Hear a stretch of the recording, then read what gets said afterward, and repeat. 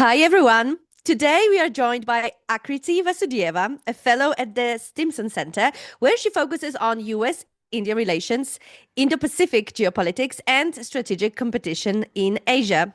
We'll be discussing the changing architecture of US India cooperation under the Trump administration, especially in areas such as defense technology, critical minerals, and regional security. At the center of this conversation is a bigger question. Is the strategic partnership between Washington and Delhi deepening in substance, or is it becoming more transactional and uncertain? Akriti, thank you so much for joining us. Thank you so much for having me, Agnieszka.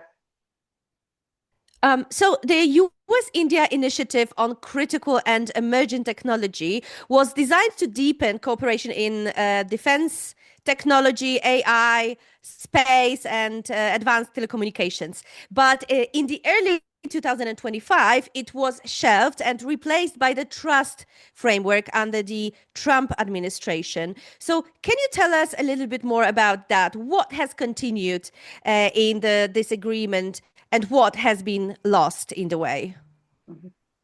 Thank you. That's a great question. Something that, all of us who focus on the strategic and defense side of the US-India relationship have been tracking. So iCET, the Critical and Emerging Technologies Initiative that you mentioned, was really a watershed agreement when it happened because it was at the NSA level, the National Security Advisor level on both sides. And that was a really high level of dialogue to get both countries to focus together on strategic technologies, right? This is a relationship that has been a strategic partnership for some years, but it needed, that joint push from both sides to move together on co-development, co-production, really thinking about technologies in a strategic sense, in a world where technology is looked at in a national security sense.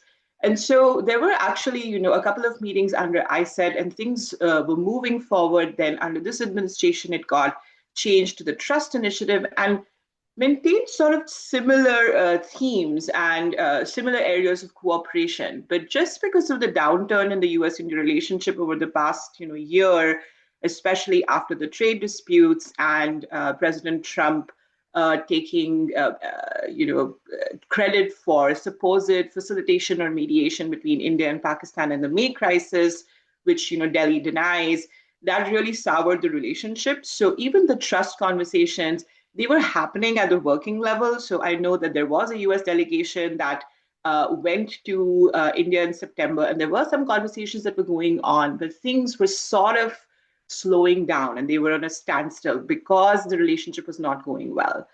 But with this recent visit of Secretary of State Marco Rubio to India, I think we're seeing that sort of conversation starting up again.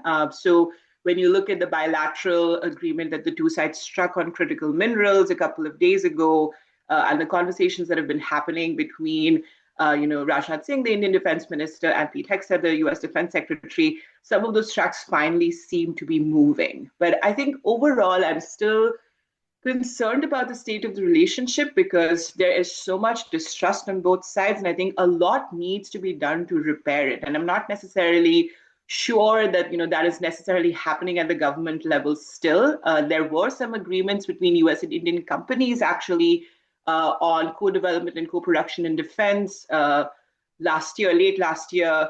So the thing is, there's a lot of parallel tracks of the relationship. There's the industry side, there's the people-to-people side, and there's the government side. I would say honestly that the government side is probably doing the least at the moment, or is kind of the worst affected, and the other sides are what are sort of keeping the relationship going at the moment. So India is at the same time quoted by the United States under the trust framework, which includes obviously cooperation on strategic technologies and supply chains.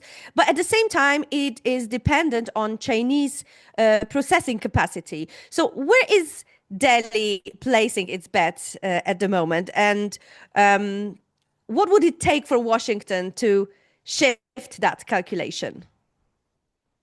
That is a really great question, Agnieszka. And again, I think it's you have to look at the trajectory of how both the US-India as well as the India-China relationship have gone over the last few years to try to get a sense of the answer to this question. So, we all know the border standoff that happened between India and China starting in spring of 2020. It continued for a couple of years, and because of that, and that standoff came after a couple of conflicts over the past 10, 15 years that really, in the New Delhi's mind, sort of cemented the fact that China is not just a long-term threat. It's actually more of a short and medium threat as well. And it's not only on the military side that it's a threat, it's also on the technology and sort of strategic and economic side as well.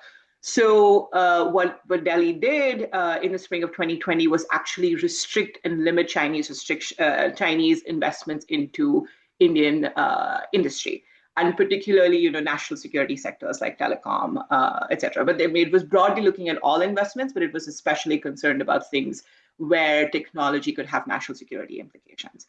And so that was actually the standing position for the last few years. But then the US-India trade dispute happened last year, where India was really starting to get impacted by the US tariffs. And the general sort of geopolitical environment and situation was also pretty fluid. You had the Russia-Ukraine war going on. You had the Israel-Gaza situation happening as well. And so there was a lot of uncertainty in the environment, and India just didn't have that many options, both from an economic point of view as well as it was having energy issues. And so, at the same time, started realizing that this sort of argument that Indian policymakers have had, that you can just de-link or de-risk from China completely, was also not panning out in the way that they were expecting. So yes, you're right. India is dependent on Chinese processing capacity. It's also in other sectors, right? For instance, in pharmaceuticals, India is dependent on those intermediary products that China produces for its pharmaceutical industry. There was also this big brouhaha actually last year when they realized that there were Chinese parts in Indian drones, which were indigenously being produced, but there were Chinese parts, and so there were security concerns there. And so there was a lot of argument and debate about how do you actually continue to grow economically, materially, in your defense sector, and still make sure that your subcomponents and subparts are not coming from China. So I think what we have come to right now in Delhi is it is impossible to get to the kind of economic growth that you want without having some part of Chinese involvement in Chinese investments. You've seen a limited opening up from India to China, but I think the understanding is still there that we do need to protect the national security sectors, and we do need to take this investment, basically have barriers to entry because there are all of these security concerns. Now, on the other side, the US-India relationship, India has always been very open and always, looking for US investments into India, Indian investments into the US. But the trade agreement was just, taking so long in terms of the rounds of negotiations. We had an interim agreement pact in February of this year, and then you obviously had the kind of Supreme Court issue in the US where there was a question about whether the trade tariffs apply or not, and now there's sort of a blanket 10% tariff on everyone. So we are in a holding pattern. We don't actually know what is happening with the US-India trade agreement. There are a couple of visits happening right now, which are taking the trade negotiations forward. So right now, I think basically India was in a position where US as an important partner was seeming on the economic side a bit of a question.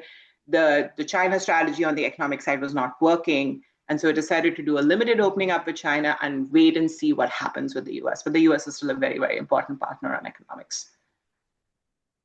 I also wanted to ask you about Pakistan and how the Indian strategic establishment is reading the US-Pakistani reset, the reset in the relations between US and Pakistan under President Trump. So does it push India closer or to China, maybe? Oh, so let me answer the first part of the question first. In the Indian community, strategic community, policymakers are very, very concerned about the US-Pakistan relationship, the kind of reset, because, especially over the last maybe 5 to 10 years, especially the last 5 years, the sort of understanding in Delhi was that Washington is fed up of Islamabad. It has come to, realize that there's not that many growth vectors in the relationship, and there are too many issues in terms of the regional security problems. And the U.S. had already withdrawn from Afghanistan, so there was not that much, assistance needed from Pakistan on the U.S. side to really continue the relationship. So it became really limited, and in that same time, the U.S.-India relationship became much, much stronger. And so, the events of the past year, particularly around the May 2025 India-Pakistan crisis and thereafter, have been quite a shock to the Indian strategic community and policymakers. And they're, basically comparing this to when the US and Pakistan were allies in the 50s, and they're just really concerned broadly about the relationship. But I don't think that actually pushes India closer to China, because in the Indian mind, particularly of the last few years, China and Pakistan have actually become a combined threat. They don't see the two countries as, two different adversaries or two different neighbors that you deal with separately. There is actually a lot of conversation in New Delhi circles about how, it used to be called the two-front threat, and now it's becoming, one front, two threats. So I don't think that actually, in the sort of strategic perceptions space, I don't think that changes New Delhi's mind about China. But like I was saying earlier, pragmatically, if there are areas where India can cooperate with China on the economic side that helps India, or there's sort of mutual gain, those New Delhi will consider. But any on a strategic and military side, that doesn't actually push India closer to China. Okay, thank you so much. It was a pleasure. Thank you. Thank you so much. Thank you for having me.